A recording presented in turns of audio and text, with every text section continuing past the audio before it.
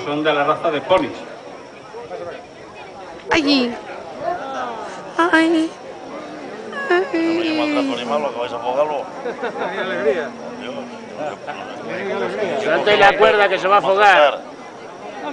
No, que se va a jugar, Eso está no lleva acostumbrado. Eso no lleva maltrato animal. Mira, cuando quedes sin respiración ya cae, ¿oíste? Mira.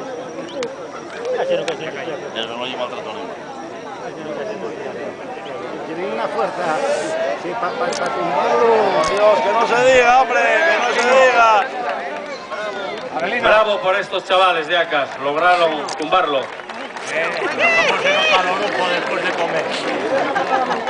Ahora sale el hierro y Borja hace la marca. Caballo, el chaval no, el caballo. Arriba el lugar del micrófono a los huevos a ver si quema o no. Hombre, que pruebe con el chaval para que queme el pelo una más, ¿oíste?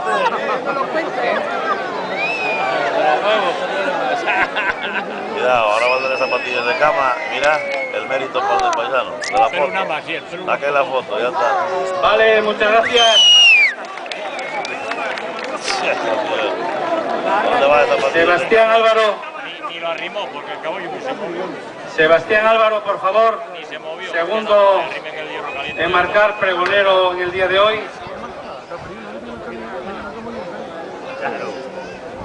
Ni la pelusa. Ahora no se van a quitar de la cabeza.